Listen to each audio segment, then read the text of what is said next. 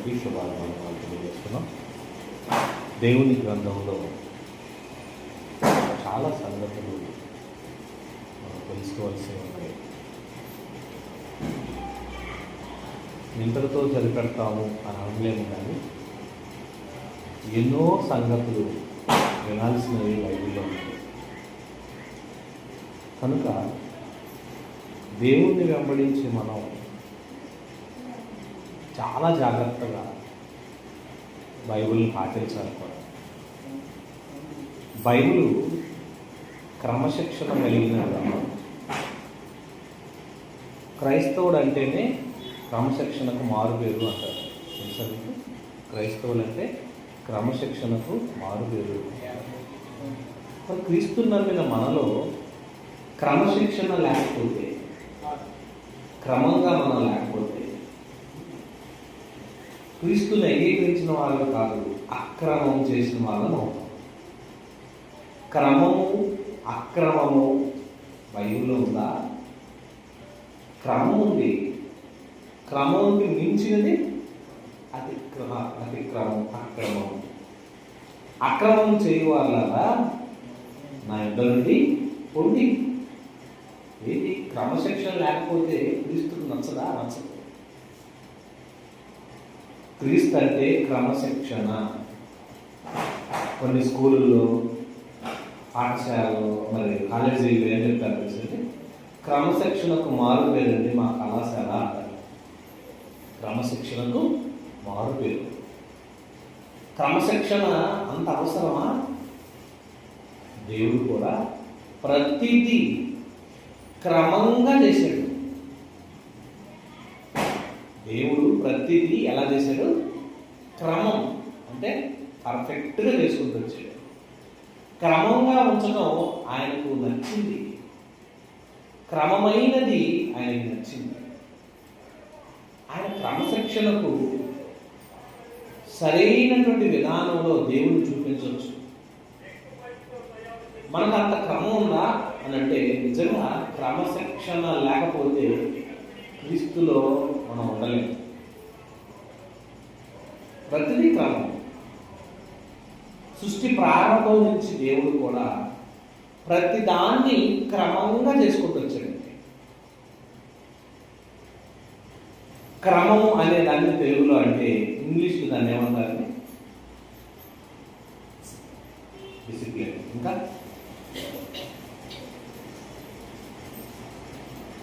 Time table అని కూడా అంటారు.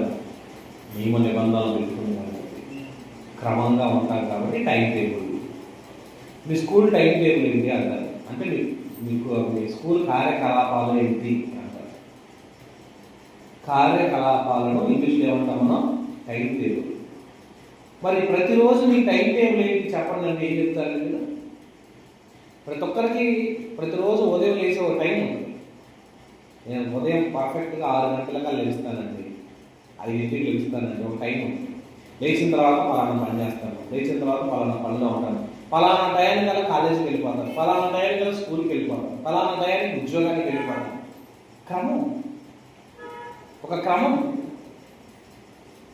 క్రమాన్ని పాటించాలి.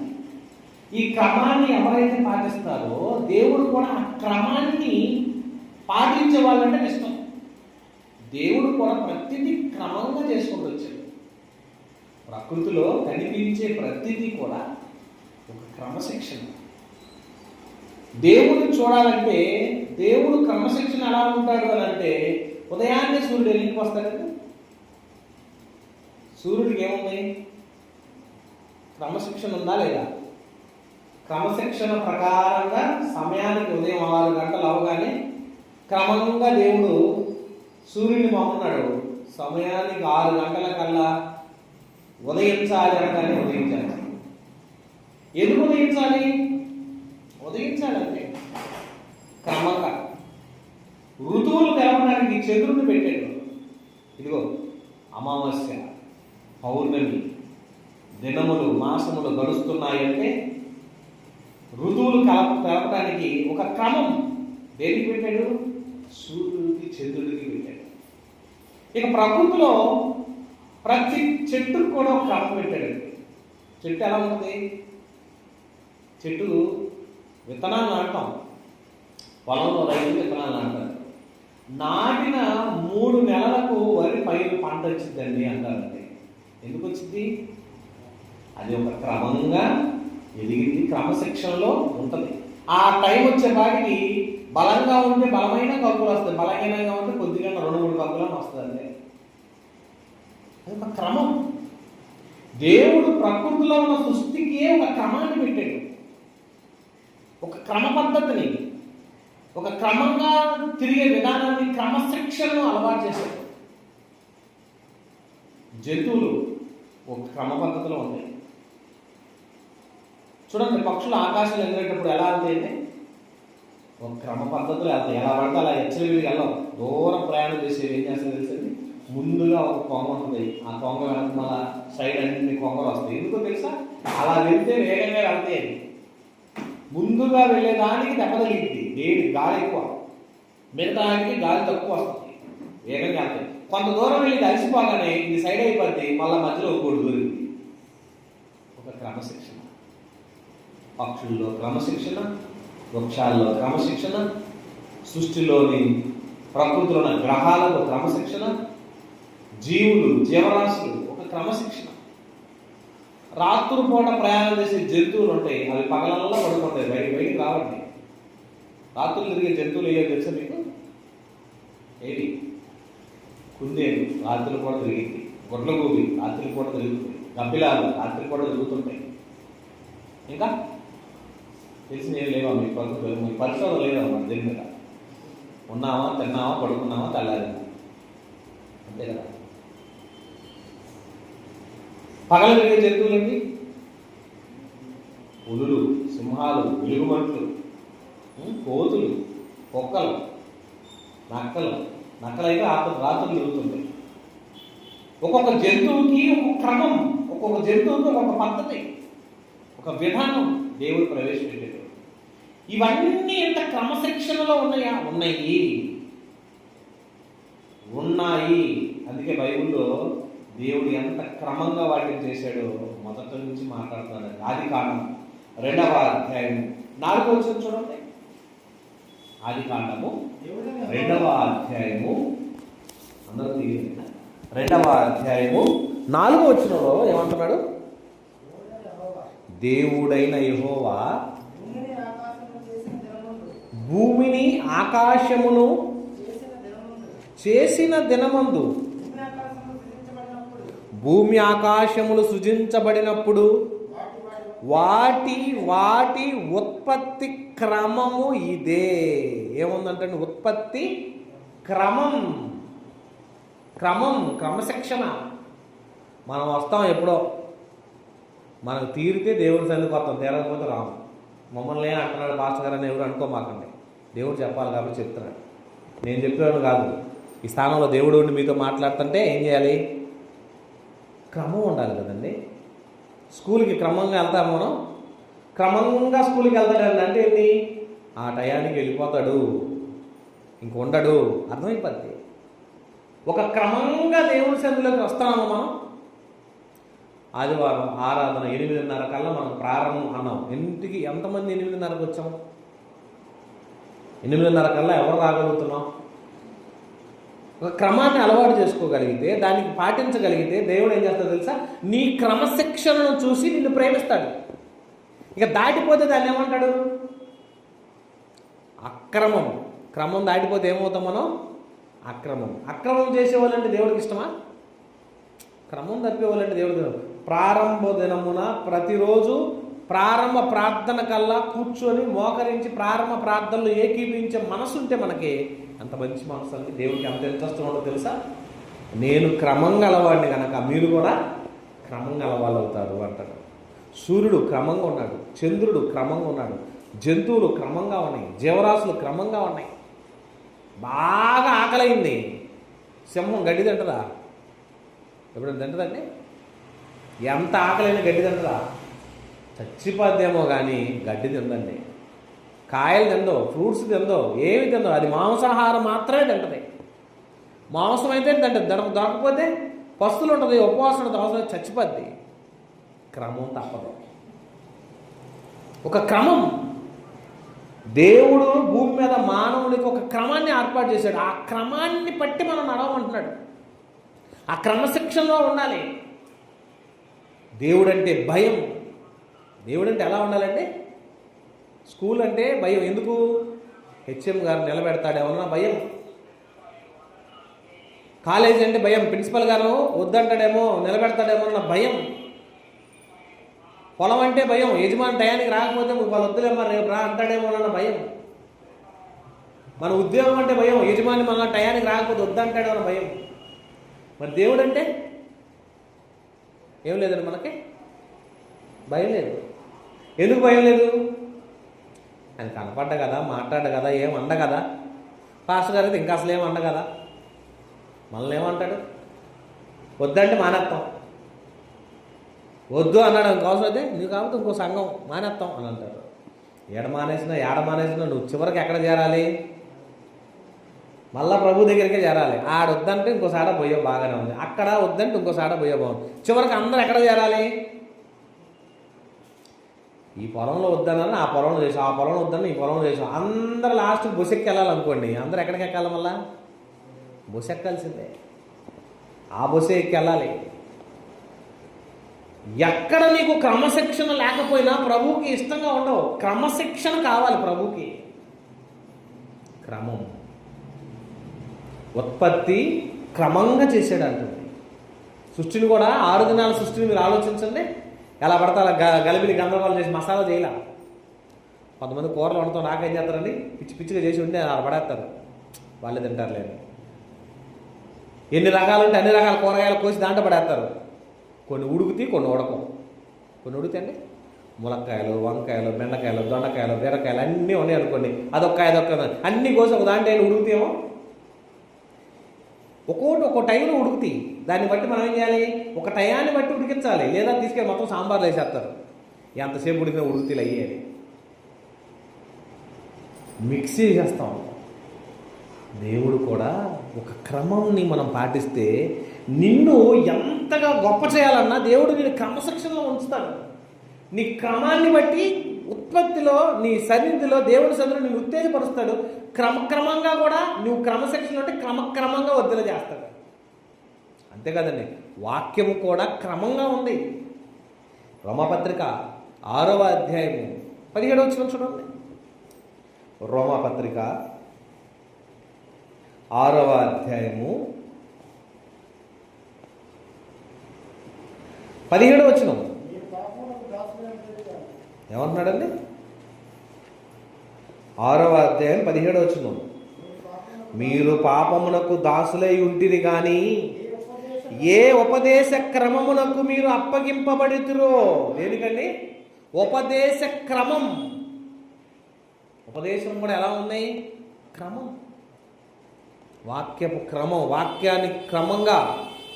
వాక్యపు క్రమంగా ఉపదేశ క్రమమునకు మీరు అప్పగింపబడితురో దానికి హృదయపూర్వకంగా లోబడిన వారై పాపము నుండి విమోచింపబడి నీతికి దాసులైరి.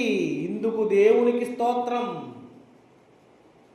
ఈ ఉపదేశ క్రమం అంటే దేవుని వాక్యానికి లోబడి ఉన్నారు గనక ధన్యులు అంటారండి.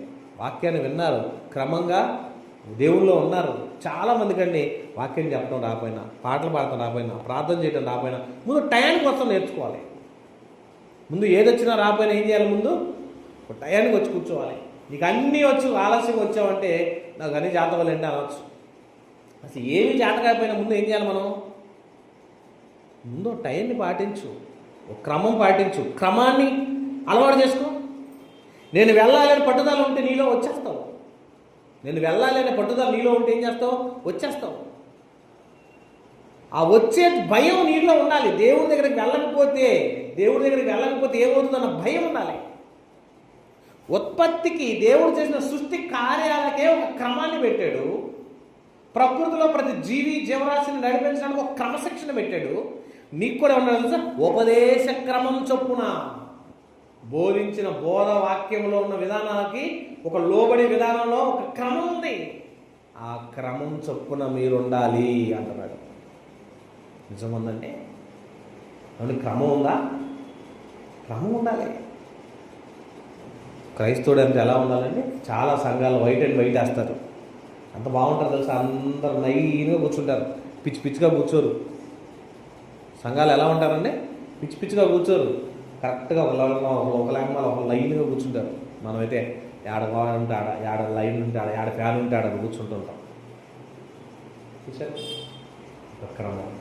క్రైస్తవులు చెప్పులు ఇచ్చే కాడ కూడా నీట్గా ఇస్తారు, పిచ్చి పిచ్చిగా ఆడ పడేయరు. జత తీసి ఇడిసి చేతితో పక్కన పెడతారు. పక్కన వాళ్ళు ఎవరు సరిగ్గా పెట్టలేదు, అవి కూడా తీసి పక్కన పెడతారు. తగ్గింపు ఉంటుంది కదా, ప్రేమ ఉంటుంది కదా, ఆప్యాయత ఉంటుంది కదా. అదే కదా, నీ చెప్పులు అయితే పట్టుకుంటావు కదా. పక్కన వాళ్ళ చెప్పులు పట్టుకుంటే చాలామంది ఏమంటారండి, అయ్యో వాళ్ళ చెప్పులు మనల్ని పట్టుకునేది అంటారు.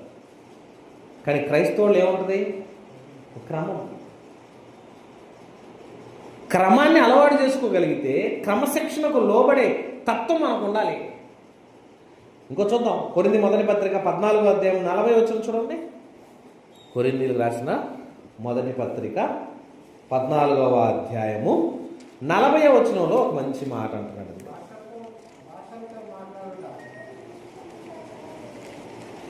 40వ వచనం చదవమ్మా. భాషలతో మాట్లాడుట ఆటంకపరచుకుడి కానీ సమస్తమును మర్యాదగాను క్రమంగాను జరగనియండి.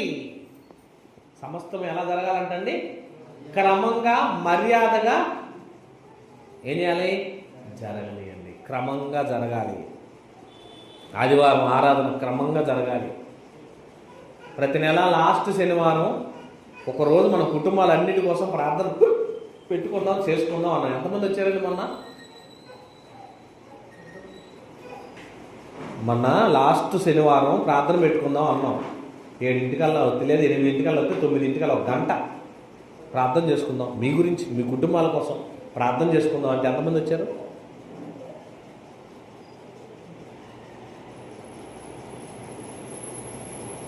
ఎవరికి ఇష్టం లేదు కదా. 1వ తారీఖు వచ్చిందంటే పెన్షన్ తీసుకోవాలంటే వెళ్తారా? వెళ్దామండి. టెన్షన్గా టయానికి అక్కడికి వెళ్ళి కూర్చుంటాం. ఇంకా రాలేదు ఎదురు చూస్తాం. వాడు ఎప్పుడు వస్తాడు, ఏళ్ళు ముద్ర వస్తాడు, ఎప్పుడు ఏళ్ళు ముద్ర ఇస్తే డబ్బులు వస్తాయని కదండి. దేవుడు కూడా ఆశ ఉండదా మీ మీద? నా పిల్లలు నా దగ్గరకు వస్తే బాగుంటుంది, నా పిల్లలు నా దగ్గర ఉంటే బాగుంటుందని ఉండదండి? ఎంత ఉంటుందండి. మనం అందరం కలిసి ఒక మాట అనుకునేటప్పుడు, మనం మాట్లాడుకునేటప్పుడు ఎవరంటారు ఆ మాటలు? ఎవరంటారండి? దేవుడు అంటాడు. ఒకసారి దైవజనులు మీకు తెలుసలేదో, డిఎం రావు గారు ఒక మాట మనం అన్ని ప్రార్థన చేసిన తర్వాత ఆ డేట్ మారుద్దామంటే అసలు ఒప్పుకోవడానికి. కొంతమంది పెళ్ళికి డేట్ ఇస్తారు, పలానా తారీఖు అనగానే ఓకేనా, అందరికి ఇష్టమేనా, ఇద్దరికి ఇష్టమేనా అంటాడు, ఇద్దరికి ఇష్టమే అంటాడు. ఓకేనా, ప్రార్థన చేద్దామా, చేసేద్దాం అంటాడు. ప్రార్థన చేసినాక తర్వాత వీళ్ళు ఎప్పుడైనా ఫోన్ చేసి అయ్యారు ఆ రోజు కుదరదు అంటున్నారు, ఇంకా మార్చమంటే మార్చడానికి కుదరదు. ప్రార్థన చేశాంగా ఏమంటారు తెలుసండి? ప్రార్థన చేసినా మార్చడం ఏంటి? కుదరదు అన్నది. ఎందుకు? ఒక మాట మనం చెప్పినప్పుడు ఆ మాట ఎవరి సన్నిధిలో ధృవీకరించబడింది? అది దేవుని సన్నిధిలో. ఆ మాట ఎవరంటారు? దేవుడు అంటాడండి. మలాకీ గ్రంథం 3వ అధ్యాయము 16వ వచనం చూడండి. మలాకీ గ్రంథం 3వ అధ్యాయము 16వ వచనం. అప్పుడు యెహోవా యందు భయము భక్తి కలవారు ఒకరితో ఒకరు మాట్లాడుకొనుచుండగా, యెహోవా ఏం చేశాడంటండి? చెవి ఎక్కి ఆలకించును. మరియు యెహోవా యందు భయభక్తులు గలవారు వారు నామమును స్మరించుచుండగా వారికి జ్ఞాపకార్థంగా ఒక గ్రంథము ఆయన సముఖమందు వ్రాయబడి ఉండెను. నువ్వు అన్న దాన్ని ఆయన విని ఆ డేట్ని ఆయన కన్ఫర్మ్ చేసుకున్నాడు. మధ్యలో నువ్వు కన్ఫర్మ్ తీసేస్తే ఎలా ఉంటుంది? దేవుడికి కొట్టేసుకుంటాడు ఆయన కూడా. అయ్యో నీ కుదరదు దాన్ని కొట్టేసుకుంటాడా? ప్రతి నెల లాస్ట్ శనివారం మనం ఆరాధన చేసుకుందాం, దేవుని సన్నిధిలో ప్రార్థన చేసుకుందాం రాసుకున్నప్పుడు మనం అందరం మాట్లాడుకున్నప్పుడు ఎవరన్నారు మనతో పాటు ఎవరన్నారమ్మా? దేవుడు అన్నాడా? ఏం లేదా? విన్నాడు. మరి మీతో పాటు ఆయన కూడా వస్తాడా? రాడా? అక్కడికి వస్తాడు. మరి మీరు ఎందుకు రాలేదు?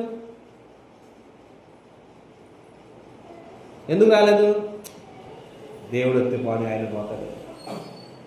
నేను ఒక్కరు రాకపోతే ఏంటిలే, నా కుటుంబం అంటే మీ కుటుంబాల కోసం మీకోసం ప్రార్థన చేసుకుందామని ఒక రోజు కేటాయించినా రాలేకపోతున్నాం అంటే ఎవరు తప్పు అవుతుంది? దేవుడు మళ్ళా మనకు అవసరం రాగానే మళ్ళీ ప్రార్థన చేసామనుకో, రమ్మన్న టయానికి నేను వచ్చి కూర్చున్నాను, మీరు రాలేదు. ఇప్పుడు నీకు తీరిందని ప్రార్థన చేస్తున్నావు అంటే అప్పుడు దేవుడు ఎలా ఉంటుందండి? క్రమం తప్పిన వాళ్ళం అవుతాము. ఒక నియమం, ఒక క్రమం పాటించేటప్పుడు ఆ క్రమం చొప్పున నడవాలి, ఆ క్రమం చొప్పున జీవించాలి, ఆ క్రమంగా పాటించాలి.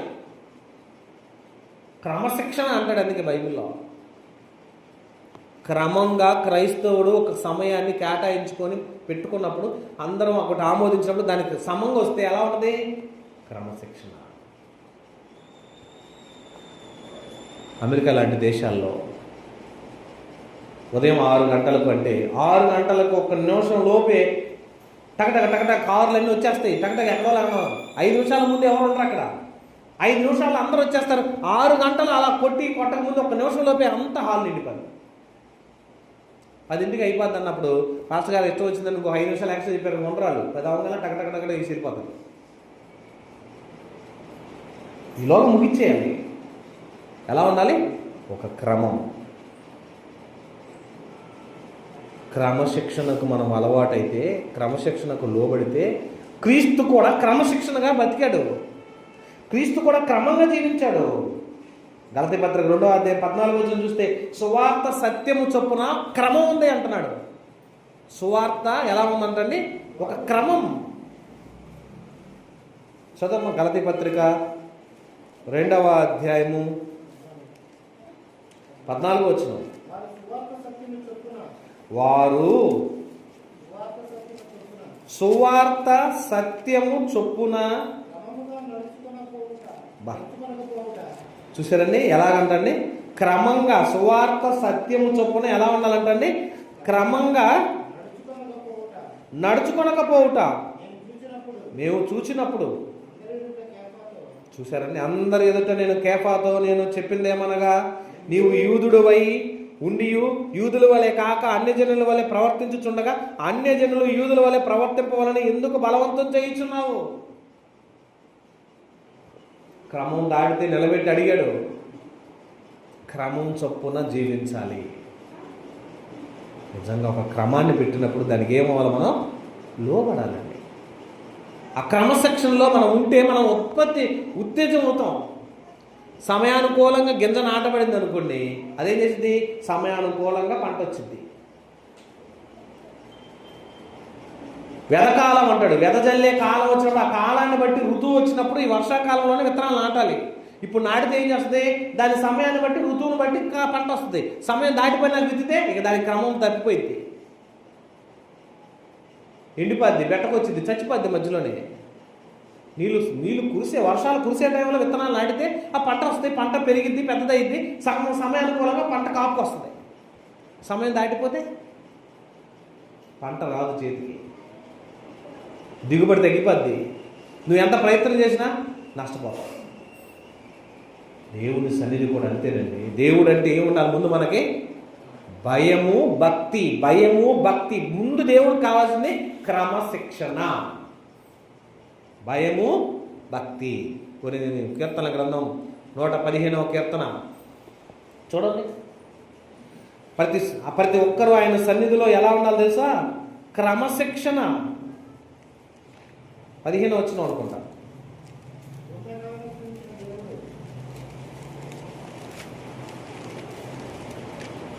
ఎంత చక్కగా మాట్లాడతారు తెలుసండి.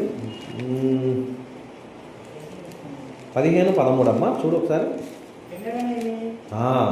పిన్నలనేమి పెద్దలనేమి ఏముండాలంట? తన ఎందు మనకి ఏముండాలండి? భయము భక్తి. ఏముండాలి మనకి? భయము భక్తి. అమ్మ చెప్పిన మాట వినలేదనుకోండి, చీపిరి కాడ తిరగేసి కొడతా ఉంటుంది. అప్పుడు ఏముంటుంది? నీకు అస్సలు భయం లేదు కదా, బొత్తిగా భయం లేదు కదా అని ఏం చేసింది? అట్లకాడ కొంతమంది అయితే అట్లకాడ వాతలు పెడతారు, కొంతమంది అయితే చీపిరి కాడ తిరగేసి కొడతారు, కొంతమంది అప్పడాల కాడ ఎరగొడతారు.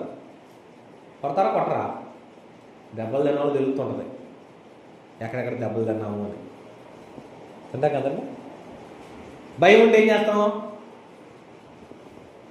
వాళ్ళు చెప్పిన పని అమ్మ ఇంటికి వచ్చేపాటి పొలం వెళ్ళి ఇంటికి వచ్చేలోపు ఏం చేయాలి? పిల్లలు బకెట్లో నీళ్ళు తెచ్చేసి గాబు నిండా పోయాలనుకోండి, పొయ్యాలి. వచ్చేపాటికి నీళ్లు పోయకుండా వాడి ఆడ గోడిలో బెచ్చాలో ఆడుకుంటున్నాడు అనుకోండి, వాడు ఈపి ఏమైంది? విమానం మాత్రం మోగింది. భయం ఉన్నాడు ఏం చేస్తాడు? చంద్రకాండ తెచ్చి పోసి ఆడుకుంటాడు, పోతాడు. ఇంకా అన్నేం కదిలేదు. భయం లేకపోతే పెద్దలో మాట అంటారు, భయం లేని కూడా అంట బజార్తో గుండు పెట్టిందంట. ఆడబెట్టింది బజార్తో గుండు పెట్టిందని అంటారు. మనము కూడా భయం ఉంటే, అందుకే భయం అన్నాడు. దేవుడు నిన్ను ప్రేమించాలంటే నీలో క్రమశిక్షణ చూడాలి. టెన్షన్ భయం టైం అయిపోద్దాం హడావుడి తొందరగా కొంతమంది ఏనా తొందర చిన్నగా వెళ్ళొచ్చులే. దేవుడు అంటే భయం ఉన్నోడికి ఏం చేస్తాడు తెలుసా? హడావుడి వచ్చేస్తాడు. భయంలో ఏం చేస్తారు? రేపు వెళ్దాంలే, లేట్గా వెళ్తారు స్కూల్కి. మాస్టర్ కొడుకో అని చేయగలుగుతారు. తెగిడిసినోడు అంటారు కదండి. కళ్ళు తెగిడిసినోడు కింద లెక్కేస్తారు. ఎన్నిసార్లు అయినా దెబ్బ తింటాడు, దెబ్బగా కొట్టనే అని వదిలేస్తారు. దెబ్బ తింటావు కానీ నువ్వు నష్టపోతావు. బైబిల్ ఏమంటుంది తెలుసా? భయభక్తులు గలవారు చుట్టూ, చూడండి ఏమన్నాడు? పిన్నలనేమి పెద్దలనేమి తన యందు భయభక్తులు గలవారిని యెహోవా. నీకు భయం ఉంటే, భక్తి ఉంటే దేవుడు నిన్నేం చేస్తాడు? ఆశీర్వదిస్తాడు. నువ్వు ఆశీర్వదించబడలేకపోతున్నావు అంటే నీలో ఏం లేదు? భయం లేదు, భక్తి లేదు. ఆరాధన చేసే ప్రతి వ్యక్తి కూడా ఆరాధనలో పాల్గొనాలి. టైం టు టైం, కాలాన్ని బట్టి సమయాన్ని బట్టి దేవుడి సన్నిధిలో ఉండాలి. భయంతో కూడిన భక్తి. అలా ఉంటే దేవుడు ఆశీర్వదిస్తాడు. గలతీ పత్రిక 2వ అధ్యాయం 25వ వచనం. గలతీ పత్రిక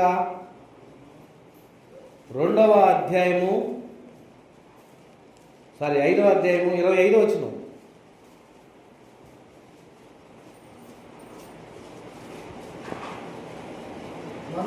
అండర్లైన్ చేసుకోవాలి పదాన్ని మీరు. అంత బాగుందో చూసారా? మనము క్రీస్తుని నమ్మాం, దేవుణ్ణి నమ్మాం, దేవుళ్ళలో ఉన్నాం, బాప్తిజం పొందాం, రక్షించబడ్డాం, దేవుని కొరకు బ్రతుకుతున్నాం అనుకునే నీవు ఆదివారం ఏడ కనపడాలి? బజార్లో కనపడతావా? క్రికెట్ ఆటలో కనపడతావా?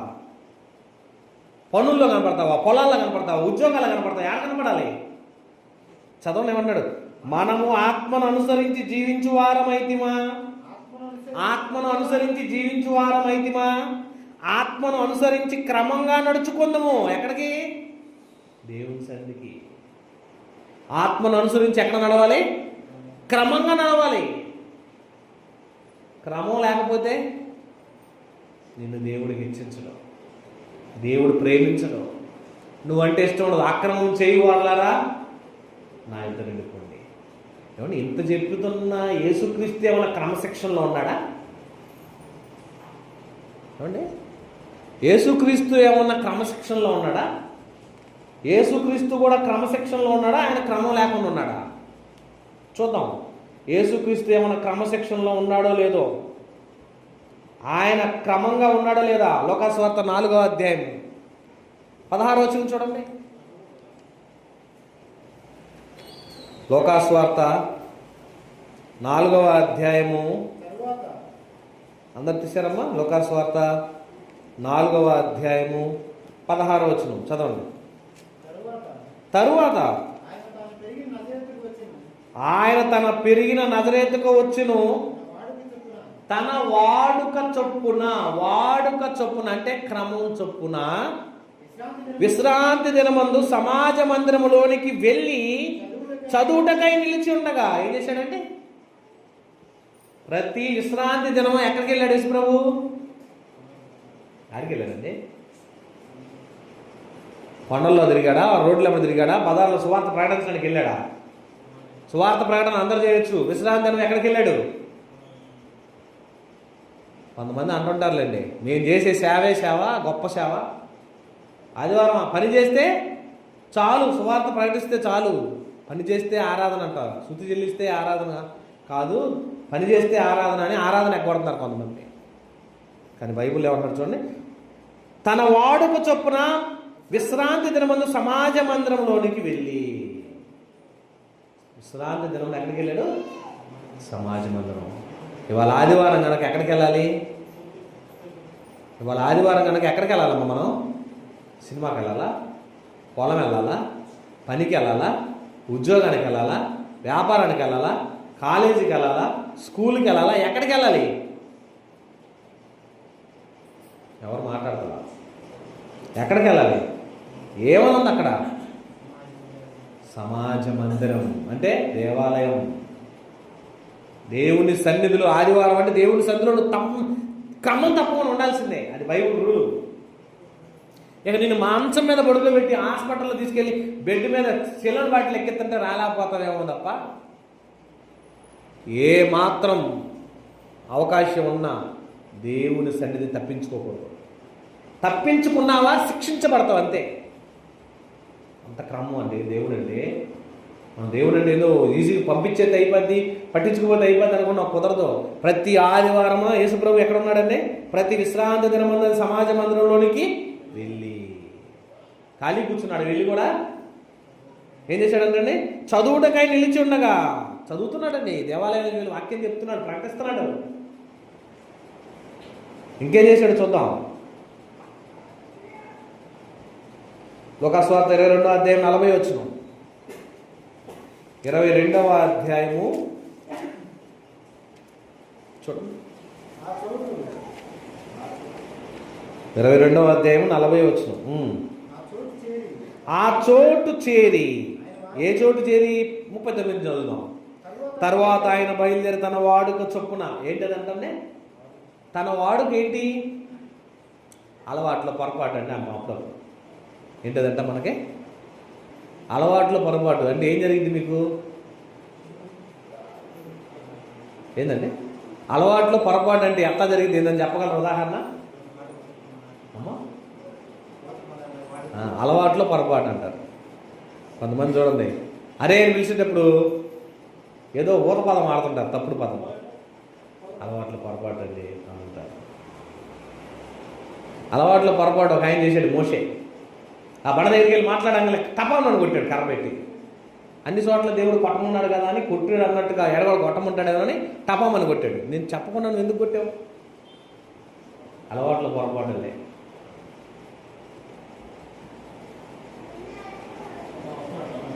దేవుని సన్నిధిలో కూడా వాడుక చొప్పున, అలవాటు ప్రకారంగా, క్రమం చొప్పున. అలవాటు ఎలాగా? మీకు అలవాటు ఉందండి మంచమే పడుకుందాం అనే టయానికి టక్కన మోకాలు దండేసి ప్రార్థన చేయటం అలవాటు ఉందా? అలవాటు ఉంటే ఆటోమేటిక్గా ఏం చేస్తాం? మంచం దగ్గరికి వెళ్ళగానే టక్కన మోకాలు దండేసి ప్రార్థన చేసి పడుకుంటాం. అలవాటు లేకపోతే మంచమే పడుకుంటాం అంతే. అలవాటు అయితే ఉదయం లేవగానే మోకాలు దండేసి ప్రార్థన చేసుకొని మన పని మొదలు పెడతాం. అలవాటు అయితే ఆటోమేటిక్గా నీకు తెలియకుండా నీ మోకాళ్ళు వంగిపోతాయి. అలవాటు అయితే నీకు తెలియకుండా నీ మోకాలే నీకు చెప్పకుండా వంగిపోతాయి. వాడుక చొప్పున అన్నాడు యేసుక్రీస్తు కూడా. ప్రతిరోజు పగలంతా వాక్యం చెప్పి సాయంత్రానికి ఏం చేశాడంటే వాడుక చొప్పున చదువునన్నా. ఒలీవ కొండకు వెళ్ళగా శిష్యులు ఆయన వెంట వెళ్ళిది. ఆ చోటు చేరి ఆయన వారితో, మీరు శోధనలో ప్రవేశించుకున్నట్లు ప్రార్థన చేయడని వారితో చెప్పి. వాడుక, క్రమం. వాడుక అంటే అర్థం ఏంటి? క్రమం చొప్పున. క్రమంగా ఎక్కడికి వెళ్ళాడు? ఒలీవ కొండకి వెళ్ళాడు. కొండ మీదకి వెళ్ళి మోకాలు దండ వేసి ప్రార్థన చేశాడు. ఇంతకు మోకాలు దండ కూడా వేశాడా? మన మోకాలు దండ అయ్యింది కదండి. చదవండి కిందకి 41. వారి యొద్ద నుండి రాతి మీద దూరము వెళ్ళి ఏం చేశాడండి యేసు ప్రభు? ఏం చేశాడమ్మా? మోకాలు దండ వేసాడా లేకపోతే వరకు కూర్చున్నాడా? మోకాలు నొప్పులు లేని వాళ్ళు ఏం చేయాలి?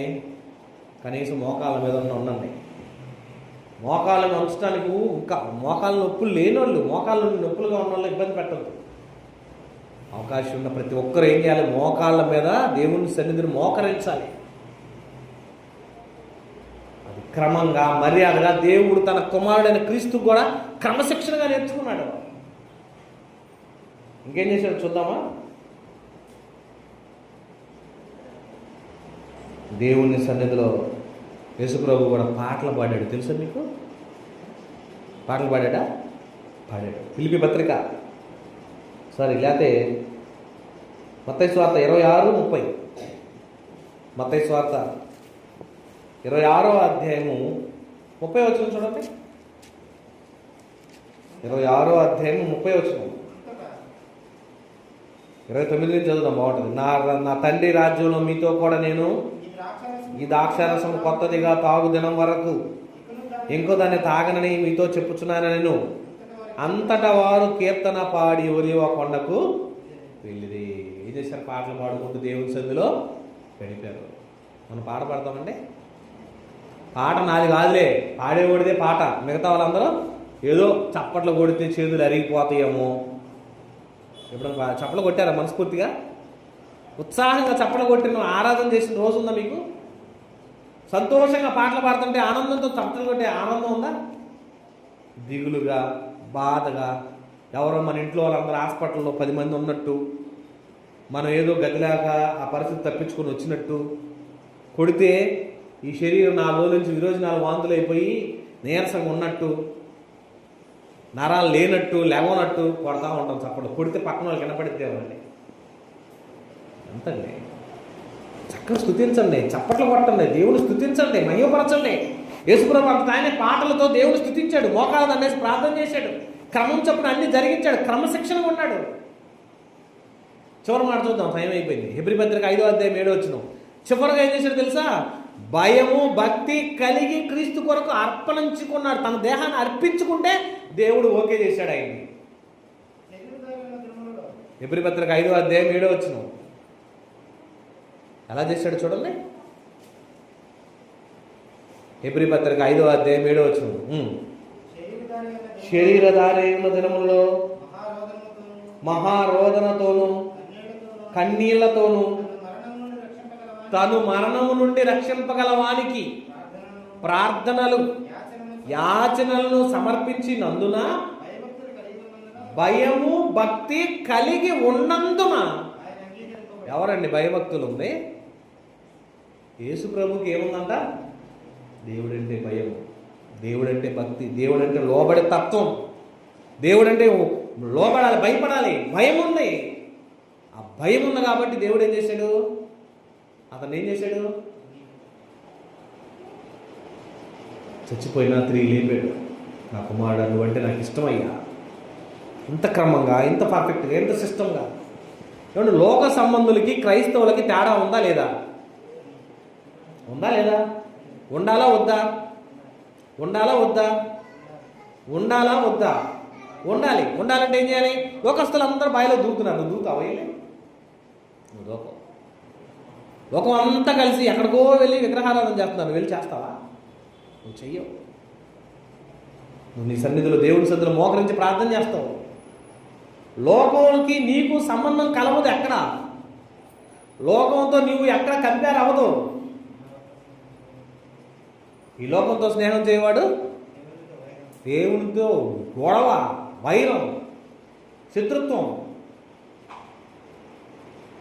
దేవుణ్ణి నమ్మిన వాడవైతే కొన్ని విషయాల్లో తగ్గించుకోవాలి, కొన్ని విషయాల్లో ఓర్చుకోవాలి, కొన్ని విషయాల్లో సహనం కలిగి ఉండాలి, కొన్ని విషయాల్లో నెమ్మది కలిగి ఉండాలి, కొన్ని విషయాల్లో దేవుని కొరకు నీ జీవితాన్ని అర్పణ చేసుకోవాలి.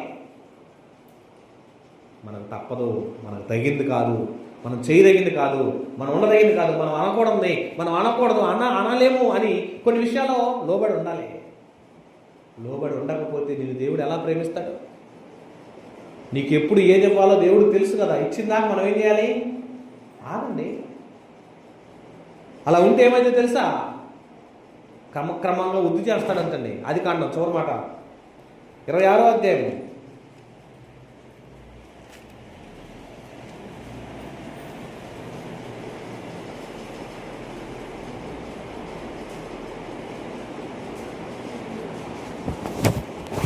అది కాండము 26వ అధ్యాయము. అతడు మిక్కిలి 11వ వచనం చూడండి. అతడు మిక్కిలి గొప్పవాడు వరకు. ఎవరంటే ఇసాకుని మిక్కిలి చాలా గొప్పవాడయ్యేటట్టుగా, గొప్పవాడయ్యేంత వరకు ఏం చేశాడంటే మిక్కిలి గొప్పవాడు వరకు క్రమక్రమంగా అభివృద్ధి పొందుచూ వచ్చెను. ఒక్కసారిగా పెద్దోడిని చేయడు. కొంచెం కొంచెం కొంచెం కొంచెం కొంచెం కొంచెం కొంచెం కొంచెం కొంచెం కొంచెం కొంచెం కొంచెం ఇచ్చుకుంటూ ఇచ్చుకుంటూ ఇచ్చుకుంటూ ఇచ్చుకుంటూ ఏం చేశాడు నిన్ను గొప్పవాడిని చేస్తాడు. నువ్వు క్రమంగా ఉండు, క్రమశిక్షణలో ఉండు. నీ దగ్గర క్రమం లేకపోతే దేవుడు నిన్ను ఎలా ప్రేమిస్తాడు? దేవుడు అంటే భయం లేకపోతే నిన్ను ఆశీర్వదిస్తాడు? దేవుడు అంటే భక్తి లేకపోతే దేవుడు నిన్ను ఎందుకు గొప్ప చేస్తాడు? నువ్వు సమయానికి రా, నువ్వు సమయాన్ని పాటించు, దేవుళ్ళు క్రమంగా నిలబడు, వాడుకు చొప్పున ప్రతిరోజు ప్రార్థన చేయి, వాడుకు చొప్పున ప్రతిరోజు పాటలు పాడు, మోకాలు దండేసి దేవుని సందులో అర్థించు, దేవుని సందులో జరిగే కార్యక్రమాలన్నీ పాటించు, నడువు. నిన్ను ఎందుకు వృద్ధి చేయడం? నిన్ను ఒక స్థాయిలో ఉంచడానికి దేవుడు ఎప్పుడు ప్రయత్నం చేస్తాడు. ఇసాకును ఏం చేశాడంటే క్రమక్రమంగా వృద్ధి పొందించాడు. నిన్ను కూడా అభివృద్ధి చేస్తాడు. ఆయన నిన్ను అభివృద్ధి చేయాలంటే నువ్వేం చేయాలి? పిల్లలనేమి పెద్దలని ఏమి తన యందు భయభక్తులు కలిగి ఒక క్రమమైన పద్ధతిలో నడుచుకో, పాటించండి, ట్రై చేయండి. 7:30కన్నా ఆరాధన అనుకోండి, అప్పుడు 8:30కి వచ్చేస్తాం అనుకోండి. మనం ఏం చేయాలి? అప్పుడు 8:30 అన్నప్పుడు 9:30 కాదు మనం రావాల్సింది. ఎన్నింటి రావాలి? 8:30కి ఒక 5 నిమిషాలు ముందే ఉందాం. ప్రయత్నం చేయి. ఎందుకు కుదరదు? ఈ 8:30 లోపే బట్టలన్నీ ఉతికేయాలి, అంట్లన్నీ కరిగేసేయాలి, ఇల్లంతా పూడ్చేసేయాలి, అన్నీ చేయాలి. ఉత్తన్ని పక్కన పడాయి. మీ వరకు స్నానాలు చేసి టిఫిన్ చేసి బయలుదేరి వచ్చాయి. ఇంటికి వెళ్ళా చేసుకోకూడదు పనులు? ఇంటికి వెళ్ళా చేసుకోవచ్చు. నిజంగా అండి, దేవుడు అంటే భయం ఉంటే మనం ఆశీర్వదించబడతాం. భయభక్తులు గలవారు ఏం చేశారంట? ఆశీర్వదించబడ్డారు. భయభక్తులు లేకపోతే ఆశీర్వాదాలు లేవు నీకు. ఆశీర్వాదాలు ఎందుకు వస్తాయి? భయము భక్తి ఉంటే ఆశీర్వాదం వస్తుంది. దేవుడు అంటే భయం ఉంటే మోకాలు దండేస్తావు, దేవుడు అంటే భయం ఉంటే బైబిల్ చదువుతావు, దేవుడు అంటే భయం ఉంటే కుటుంబంతో కలిసి ప్రార్థన చేస్తావు, దేవుడు అంటే భయం ఉంటే సమయం కొలంగా దేవుడి సంది రావడానికి టెన్షన్ పడతావు, ఆరాటపడతావు. ఆ ఆత్మ తీవ్రత, ఆత్మ అడావుడు లేకపోతే నువ్వు ఎలా వృద్ధులు చెందుతావు? ఇంతేలే, నువ్వు నీ జీవితం ఇంతేలే, నీ బతికింతేలే అని దేవుడు వదిలేస్తాడు. ఆలోచించండి. ఎవరిని ఉద్దేశించి మాట్లాడి కాదు, దేవుడు చెప్పమన్న మాటలు నేను చెప్పాను. ఎవరిలో ఏ లోపం ఉందో దాన్ని సరిదిద్దుకున్నాం. సరిదిద్దుకున్నవాడు గొప్పవాడు. అతిక్రమంలో సరి చేసుకున్నవాడు వర్ధిల్లబడును అన్నాడు. అతిక్రమంలో ఏమన్నాడు? మళ్ళా వచ్చింది చదవమ్మా. అతిక్రమంలో దాచిపెట్టువాడు వర్ధిల్లడు, అతిక్రమంలో సరిదిద్దుకున్నవాడు వర్ధిల్లుతాడు. నాలో ఈ లోపం ఉందా? దేవుడు చెప్పాడా? సరిదిద్దుకో, నిన్ను గొప్ప చేస్తాడని. నిన్ను గొప్ప చేయడానికి దేవుడు ఉన్నాడు. నీకు మంచి ఆయుష్ ఇస్తాడు, మంచి ఆరోగ్యం ఇస్తాడు, నీ కుటుంబాన్ని చక్కగా చూస్తాడు. నీకు రాబోయే ప్రమాదాన్ని ఉగ్రతను తప్పించే నమ్మకమైన దేవుడు, ఎంతైనా నమ్మదగిన దేవుడు. ఈ మధ్య ఒక ఆయన ఒక పాట రాశాడు, క్రీస్తు నమ్మితే కథ మొత్తం మార్చేస్తాడు అని అన్నాడు. పాట భావం భలే నచ్చింది. ఏమైనా చేయగలవు, కథ మొత్తం మార్చగలవు. ఏదో అయిపోద్ది అని అనుకుంటావు, అసలు కథ మొత్తం మార్చేస్తాడు. మార్చగలిగిన శక్తి ఎవరికి ఉంది? దేవుడికి ఉన్నది. మన అమ్మాయిలు పెళ్లి జరిగింది, 3 రోజులు 4 రోజులు జోరును వర్షాలు. ఏం చేద్దాం మధ్యాహ్నం నుంచి మొత్తం మారిపోయింది. శుభ్రంగా టెంట్లు వేసారు, పెళ్లి చేశారు, అయిపోయింది. ఇంటి ముందు పెళ్ళి. సెట్టింగ్ అంతా మార్చేశాడు దేవుడు. మార్చగలిగిన దేవుడు ఎవరో? నువ్వు నమ్మిన దేవుడు అండి. ఆ దేవుడు అంటే ముందు నీకేముండాలి? భయం. మోకాలు దండేసుకుని పశ్చాత్తాపడ, అయ్యా నన్ను క్షమించయ్యా, నన్ను తప్పు మన్నించయ్యా, పశ్చాత్తాపంతో ఉన్న ప్రార్థన, విధేయత, విజ్ఞాపన లేకపోతే నువ్వు ఎప్పుడు ఇంకా దేవుడిలో అభివృద్ధి చెందేది? ఆలోచించండి. క్రమశిక్షణతో దేవుని సందులో నడవండి. కళ్ళు మూసుకోండి, ప్రార్థన చేసుకుందాం. మహోన్నతులైన తండ్రి, నీకు వందనాలు దేవా. ఎత్తబడి మాటలు అపవాదు ఎత్తుకొని పోకుండా మా హృదయం అనే పలకల మీద రాయబడి నూరింతలుగా నడిపించబడే శక్తిని వాళ్ళని మాకు దయచేయండి. అత్యున్నతమైనటువంటి స్థితిలో మమ్మల్ని ఆశీర్వదించి బలపరచమని, నీ సన్నిధి కాంతి మాకు తోడుగా ఉంచమని, ప్రయాణం వెళ్ళవలసిన నాకు నిల్చుని నీ బిడ్డలకు సదాకాలం తోడుగా నడిపిస్తారని క్రీస్తు నామమున ప్రార్థిస్తూ వేడుకొంచున్నాము తండ్రి. అందరికి వందనాలు. మంచిది. మరి రేపు వచ్చే సోమవారం కుప్రవర్ గ్రామంలో